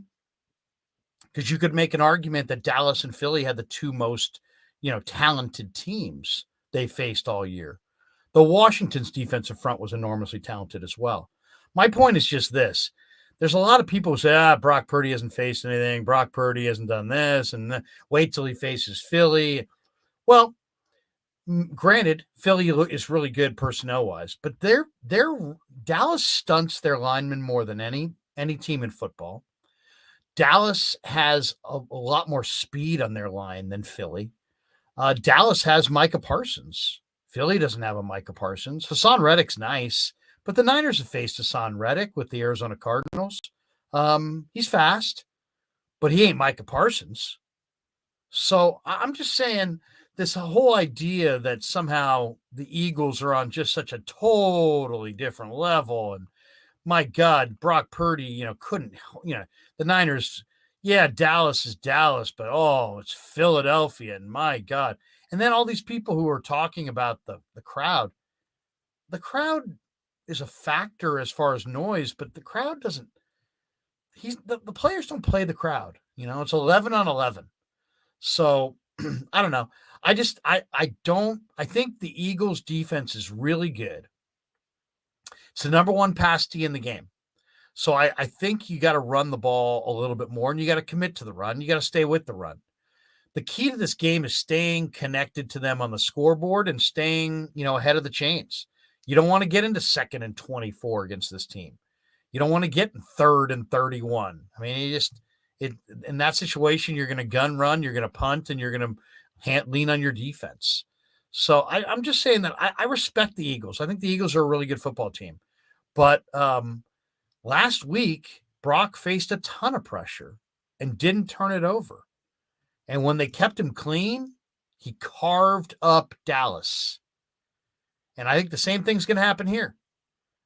I think Philly will get some pressure. I think Brock will cope with that pressure. And when the Niners keep him clean, he will carve up the Eagles as well. I really think we're going to see it. I think Shanahan's a better coach than Sirianni. I think it's going to show. I think the 49er linebackers are dominant. And I think that's going to show. The big key in this game is going to come down to turnovers.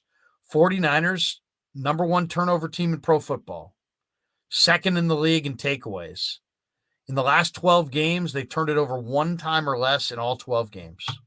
So the Niners don't turn it over, and they take the ball away on defense. Let's do this. Let's play a couple spots, and then we'll have our final words. If somebody jumps in on the call front, we'll do that as well on the Krueg Show. Larry Krueger here for Telmetrics. Thanks to Casey Bateman and the good people at Telmetrics. If you're an occupational therapist, if you're an orthopedic surgeon, a chiropractor, a physical therapist of any kind, Telmetrics is designed for you to use in your practice and will greatly benefit your patients. Telmetrics uses computer vision and artificial intelligence and provides a platform for outpatient rehab therapy services, both in the clinical and the telehealth environments. So using Telmetrics can improve your patient's experience and much more. So for all your sports injury needs, or if you're a physical rehabilitation specialist of any kind, call and make sure you use telmetrics.co, TELMETRIX.co. And thanks to Casey Bateman and all the good people at Telmetrics for being a proud sponsor of the Krueg. I'd like to thank our sponsor, Dan Coach Emilio. Dan is a buddy, and he is a phenomenal retirement planning specialist. And you can contact him today at securemoney.com or at his number 925-628-9966. There's a lot of uncertainty in our world right now, and you want to make sure that your money is secure. That is the key. Danny's got 25 years of experience, born and raised right here in the Bay Area, and he can help you get an immediate 10% premium bonus on your principal retirement account. So give him a call, 925-628-9966. He'll make an appointment with you, and you can sit down. It's not a one-size-fits-all kind of a deal. He'll consult with you and come up with a strategy to get you going to where you want to be. Once again, 925-628-9966, securemoney.com on the web.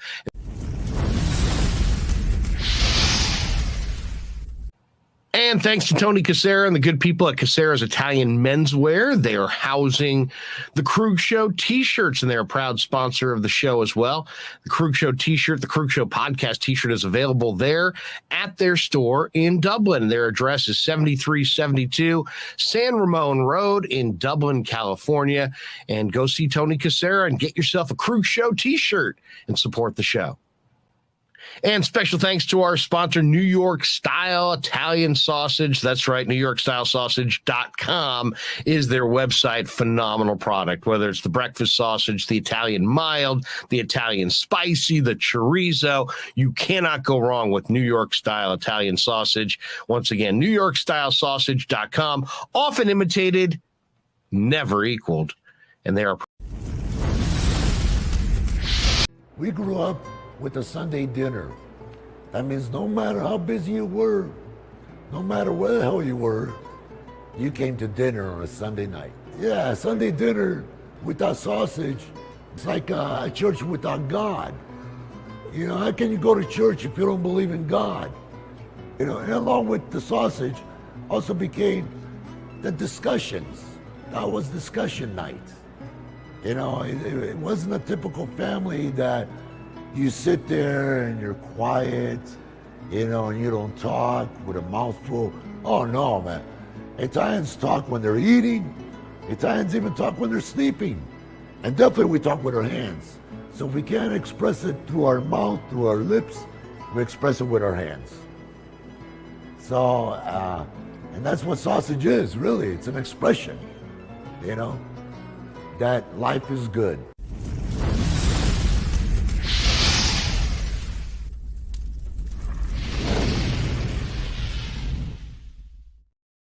All right, welcome back to the Krueg Show. Coming down the home stretch, almost 90 minutes into the live stream, close to 500 people still in the chat. Now, Niners Eagles go tomorrow. I already told you what I'm betting.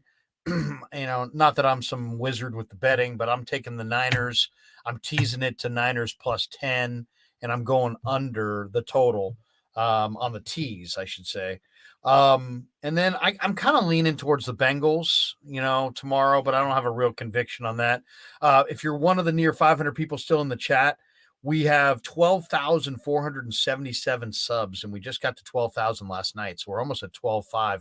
Help us get to 13,000. We're, you know, if you have yet to subscribe, please hit like and subscribe. If you hit like, more people find the show. If you hit subscribe, it will just alert you every time we're doing a live show. So if you've yet to subscribe, if you could, I would appreciate it greatly. Of course, it's free. And then we also have a Krueg Show Club members who pay like $5 a month, and they get all the exclusive content. So you can check that out as well. You can hit join if you'd like to be a Krueg Show Club member. All right, let's hit the chat. Make sure that we get a couple chats in here. Some Eagles fans in here. Some Eagles fans in the chat saying, "Hey, you guys are getting your rude awakening." Difference maker just says bang bang. I like that.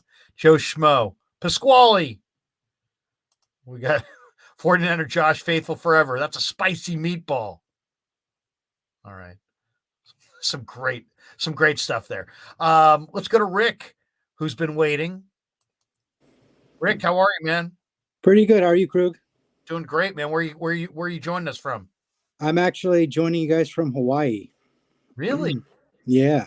Big Island, Maui? Kauai, actually. The one at the end of the chain. Kauai. Kauai. On your honeymoon? No. I live here. Wow. Okay. Yeah. I actually was at the Cowboy game last week. I flew out for that. So nice. Yeah. So what do you do that allows you to live in paradise? I actually work in IT, computer stuff. Oh, I knew it. I knew it was gonna be.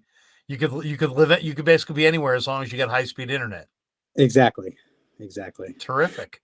So what's it like? Or would you say most people in Hawaii are Niner fans? I mean, I don't know. It's it's kind of Niner country, isn't it? It is actually. Yeah, there's quite a few Niner fans. I say mostly Niner fans. There's a lot of Steeler fans also. But yeah, definitely a lot of Niner fans. This household's all Niner fans. I can tell you that. There you go. What's your vibe on the game tomorrow?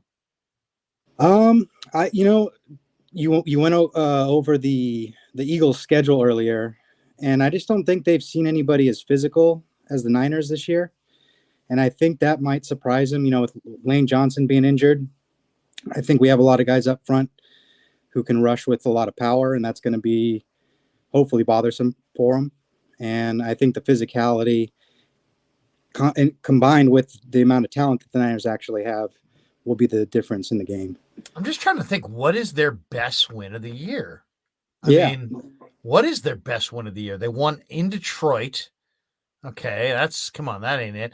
In Washington, at Arizona, at Houston, at the Colts by 1 point, at the Giants, at the Bears, at the Cowboys. They lost to the Cowboys in Dallas. They lost to the Saints.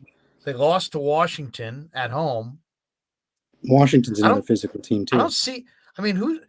I guess the Green Bay game, but Rodgers went out in that game. Mm-hmm. I guess Minnesota, but how good's Minnesota really? That was way back in week 2. I don't know. I'm not saying they're a fraud. I'm just because I really like their personnel. Yeah, they're a good team. But they haven't played anybody like the Niners. That's for sure. I agree. Yeah, I agree. And here's the one, every team that's played the Niners has lost the next week. So that tells you indirectly that the 49ers are a physical football team. And if you haven't played a team like that, I think it shocks your system. We'll see. We'll see tomorrow. Absolutely. But yeah, I got him going 30-24 tomorrow. That's what I think the final score will be, 30-24. I think they're going to put up some points too. But at the end of the day, I think it'll be the defense and how physical they are that'll be the difference in the game. Now, what's your time right there right now? So it's 11:35 Pacific. What are you? 9:30. So you're 2 hours behind. So it's going to be a 10 a.m. start for you. 10 a.m. start. Yep. There you go. Almost kind of like what we have, when the Niners play, let's say in Philly. Yeah, exactly. It's a 10 a.m. West Coast start. Yeah. Well, and yet, what about who's your X factor? Do you have some individual player that you're looking to, to highlight that's going to step up in your mind? I think it's going to be the Stars tomorrow. I expect Debo to have a big game tomorrow. And I think the physicality on offense is, again, going to be another difference in the game. Debo has a swagger about him. It's like every player is different, but he's got like this unbelievable big game swagger. It's almost hard to picture him involved in a big game where he's healthy, where he doesn't kind of take it over. So I kind of agree with you. I think Debo goes off tomorrow. Yep. Looking forward to it. I look for Ayuk to have a big day as well. I think Ayuk has been quietly, I don't want to say he's unstoppable, but he's very consistent in his route running, I think, this year. And I think Brock is going to find him. I could see Ayuk on some in-cutting routes really being a big factor in such key third downs. A lot of quick stuff, I hope, from the past game tomorrow. Yep. All right, Rick, man. Hey, thanks for jumping in here. Go Niners. And hey, anytime we go live, we're going to go live tomorrow night after hopefully they win. Feel free to jump in. We'd love to see you in the post game. All right, we'll do, crew. Keep it going. Thank you, man. Have a good night. Rick Colleen.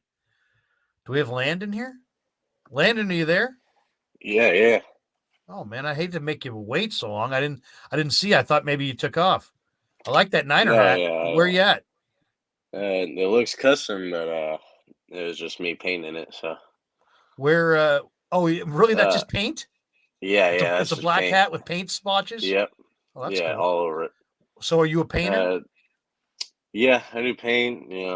Just any type of construction stuff like that. So, where are you at? Are you Bay Area? Are you on the other part of the country? Sacramento area, kind of like Rockland out there. Yeah, I went to Sac State, and some of my buddies live in Rockland, Roseville. I took a semester at Sierra College after Sac State, so I've been out there. That's where I'm at right now. Are you Sierra College? Yeah, it's a good school. Yeah, trying to do some homework, but don't quite understand. So, what's your major? Engineering. Oh shit! Good luck. Yeah, well, I was communications. 5 years. Crap. I don't know about that. Yeah. We'll keep fighting the good fight on the engineering front, man. I can't help you with that, but give me your vibe on the game tomorrow. What do you think we're going to see?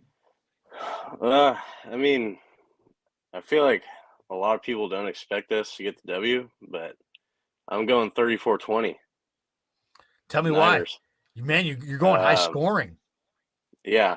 I was at the beginning of the week, I was going more like 27-20, but the more I look into it, I feel like we have a lot of guys who can be successful in the screen game. Debo, McCaffrey. I feel like the quick game can open up a lot of spots down the field as the game goes on. I feel like we can wear down their defense. I feel like the NFC East, I feel like their defenses are more built to stop the pass. And really, we're a physical team that can set the tone. I just hope Shanahan doesn't use our guys up the middle unless it's Jordan Mason. I'm hoping he gets some carries. I would love to see Jordan Mason on some short yardage carries. Yeah, that would maybe even really bring it to him. Yeah, that would be awesome. And if Mitchell's out, that's going to kind of force. I think it'll force his hand. Is he going to be out? I mean, I think he's questionable. Yeah, he's questionable, but if he's out, then that kind of forces that hand of having to use him. So I know, makes you wonder too who will be inactive. Will they make, in that situation, would they make, who does Kyle really trust? I wonder in that backfield. Right. Will TDP? Will it be Mason? Will he go to the veteran Tevin Coleman, who's, sitting there? If I guess that they wanted him, then he could probably reach for him. That's going to be interesting. I don't know tomorrow. What Mason hasn't shown to me. I know. I agree. He's a powerhouse. Yeah, and he's a total tone setter compared to McCaffrey. Is lights out on the edges, but on the inside, you got to use a guy like that. Like he's 240. He's 240, and he takes it up in there hard. So it's like, come on, man. Unless Shanahan just thinks he's going to fumble, unless they've seen him fumble a ton in practice and they're worried. But, man, I would love to see Jordan Mason on the goal line in this game to send a message. At least give him, if you're going to get into the goal line 1st and goal from the 3 situation, give Mason 1 carry. And let's see if he can plow across, Be a great thing. Fletcher Cox and Hargrave and company, that's a big physical line. And I think it's going to be tough sledding for McCaffrey or Mitchell to be running inside. It's going to, it's going to take a crazy effort to move that pile. Yeah, for sure. And both of them look dinged up the last couple games. I know. Both of those 2 guys aren't fully healthy to me. So it seems like you got a fresh guy like that. I feel like he'd be effective. I was kind of hoping, to be honest, that Shanahan would have used Mason and TDP more down the stretch than he did. He used McCaffrey a lot. And I was kind of, I said, that's fine. But if you get into a game that you have to have and McCaffrey's less than 100%, you kind of blew it. And I hope they didn't overuse McCaffrey down the stretch. And now that's my concern too. Yeah. I'd be a little concerned about how much he's got left, but I'll say this, man, he made it perfectly clear this week. I think Christian's a hell of a competitor. He's like, he wasn't practicing, but he's like, I'm playing, So he's trying to get himself ready to go Hopefully he can deliver an effort. You got to remember this, McCaffrey's a tremendous player, and he's one win away from his first Super Bowl appearance. He could go off and take over the game. Yeah, he can. I mean, he's always been that type of player in Carolina. He just didn't have the best teams, and I'm glad he's finally getting to show his ability to more of just people watching in Carolina, but the entire NFL world. I feel like he's undervalued a lot. I'd love to see them, get McCaffrey isolated in space on a hot route and just have him burn his guy off the line and turn it into a 40 or 50-yard gainer. Something like that would be fantastic. I love the idea of using McCaffrey more in the pass game, because I think his mismatch potential in the pass game is much more significant than the run game. Oh, yeah, for sure. Yeah, that's why I'm hoping for a lot of screens, because two guys can really break games, Debo and McCaffrey on the screens. No doubt. No doubt. The one thing about the screens the one thing that I'm worried about on the screens is James Bradbury jumping those routes, because last week against the Giants, man, I mean, he's one of those guys. He kind of, some of the veteran players, when they get into their film study and their down and distance and formations and their playbook and their tendencies, and then all of a sudden they see, something, and they read those numbers and they see that, the Niners out of this formation, throw the hitch, 35% of the time, and they feel like it's lining up for a hitch. A guy like Bradbury will just shoot the gap, gamble, and he'll try to take one back on you. And to me, that's my biggest concern, is that Purdy kind of throws a catchable but somewhat soft ball to the sideline. That ball's going to have to get out there, and you're going to have to be cognizant of the fact that Bradbury could jump that. And maybe you pump it and you go, you backdoor him a little bit and try to use his over aggressiveness against them. I'm sure they're aware of it. But you might want to look for Bradbury being over aggressive. Yeah, well, that's why I think it's important to really set the tone in the run game, to have those guys in their heels so they can't really jump those routes. Because if you hit that at the beginning, I feel like they're going to be, more ready for that. And I know Purdy really hasn't thrown a lot of bad interceptions, so I feel like he would also, if he reads that, just throw it into the turf. I trust him to do that. Yeah. I was watching the Cowboys game last year back with my dad. We were watching Jimmy G in the fourth quarter. He's sitting there wiping sweat off his forehead.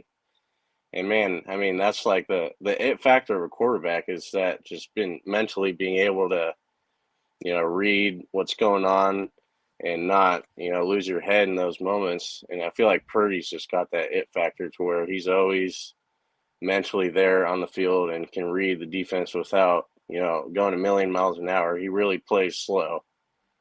I think that's important. Very calm under pressure. He seems so unflappable. He doesn't panic.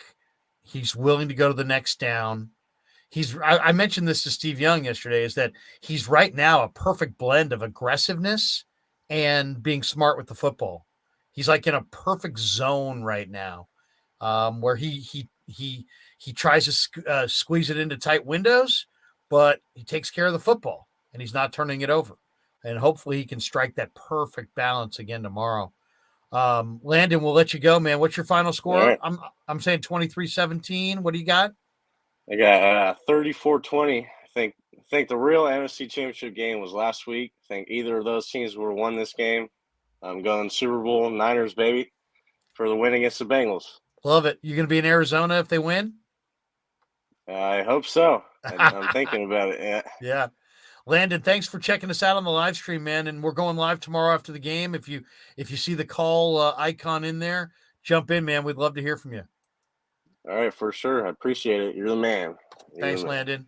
Have a good night, man. That was fun, man. Let's get a couple super chats. Glory says, Eagles' last tough game was the Packers. Yeah, overtime game. They barely won. Swift916 became a YouTube member. There we go. Thank you, Swift. Appreciate you, brother.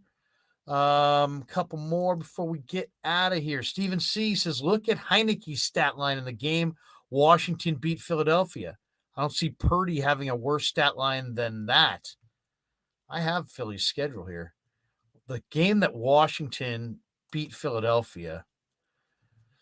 Let's check out Heineke's stat line. He was 17 of 29 for 211 yards and 1 pick, no touchdowns. He was sacked 3 times. He had a 59.5 quarterback QBR and a 66.9 quarterback rating. Yeah, that ain't great. But what happened in that game? It was a heavy dose of Washington's run. Brian Robinson ran 86 yards. Gibson ran for 44 yards. Terry McLaurin had 8 catches for 128 yards. Washington recovered 4 fumbles. That's what happened in that game. You want to talk about what happened in that game? It was turnovers. Philly had 4. Washington had 2. Washington was +2 in turnovers, and they won by 11. The Niners could be +2 in turnovers tomorrow, and they could win by 11. I really think that's possible if they are +2. Let's see here. Anything more in the chat we want to go to before we take our last call? Yeah, we got the Beast Hype or the Beast Hydre. Can you put the link to the chat? I don't see it. We put it in there a few times. We're jumping as soon as we take this last one, but we do appreciate everybody in the chat. We got this one from Luis. This will be a Debo game. Book it. 31-23 49ers. All right, let's go to Vince. What's up, Vince? How are you, man? Hey, what's up, Larry? Hey, can you you turn it down a little bit? We're hearing you a little bit on the replay. So what's on your mind, man? What do you think? Not much, man. Hey, my little brother had called you earlier, like he was ripped from Kauai. Oh, okay. Nice. Yeah. Nice. You know, I'm the older brother, you know. You're the older brother. Okay. Yeah. So where are you calling from, Vince? I'm from Kauai too. We stay in the same house. Oh, you're in Kauai right now? Yeah. Oh, okay. So what's on your mind? What's your vibe on tomorrow's game? Is that tomorrow? The Niners, they got to be more physical, you know. Same thing like Rick, you know. Well, I mean, the 49ers are 50. The teams that face the 49ers this year are 0-15 the next week. So there's a reason for that. And I think the reason is that the 49ers are physical, very physical football team. Oh, yeah, for sure. Because I'm surrounded by Eagles fans like out here too, you know, and we all start talking stuff to each other. So, you know. Who's the star tomorrow? I would have to believe on the offensive side, it'll be Deebo Samuel. What's good says mahalo. What exactly does mahalo mean?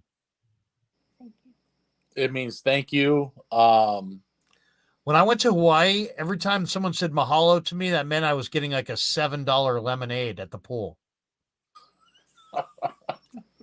Well, hopefully he had something inside to make it a sour lemonade, you know? Yeah. I was going to say. Mahalo. Man, how long are you living on the island? How long have you lived out there? I've been here since 2009. Nice. You enjoying it? Oh, yeah, for sure. You like the pace? It's a slow pace. Yeah, the first year was tough, but after that, I figured I got used to it, you know? Really? Because I'm from the Bay Area too, originally myself, so, you know. So what do you do out there? What do you do for a living? I work for the biggest truck company on the island, actually. Truck company? So you said? Trucking company, yeah. Oh, nice. So what are you driving around? What are you bringing around the island in your truck? I'm actually one of the supervisors, so I don't got to drive nothing. Oh, you're not driving nothing. There you go. Nope. But what are you guys transporting? Like just your basic food and stuff like that. You know, cool. Like from the barges and stuff. Yeah. So yeah. Do you have a favorite Hawaiian island? I mean, you're living in Kauai, right? I know it's lush. It's very beautiful. My brother and his family just went a few months ago, and it was unbelievably lush. I've never been there. We went to a couple years ago to the where was it? It was the Big Island, and we went to the Westin Hapuna Beach resort, and it was pimp. I mean, it was awesome. I mean, the beach was incredible. Oh, we got some awesome ones out here too. You know. Do you? What's your favorite beach in Kauai? I have to say, probably like Polihali or Kalihiwai Beach. Nice. It's all honeymooners, isn't it? Oh yeah. That's the spot for honeymooners. Oh, for sure. Plus the hotels are good too. You know. You ever you play any golf out there, Vince? Or I mean, God knows there's some great golf courses in Hawaii. I'm terrible at golf. I'm terrible. That's good honesty. You know, that's good honesty. I'm terrible. I can hit the ball a ton, but I don't know where it's going. You know. Oh yeah. That me too. You know what they say in Hawaii though. You know, everything slopes towards the water. If you don't know how to read the greens, just remember it slopes towards the water.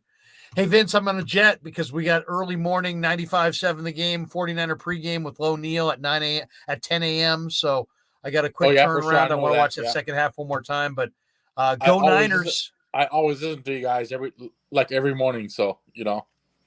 Appreciate you, man. To you guys. Yeah. Keep we'll be on tomorrow night after the game. Join us. All right, for sure.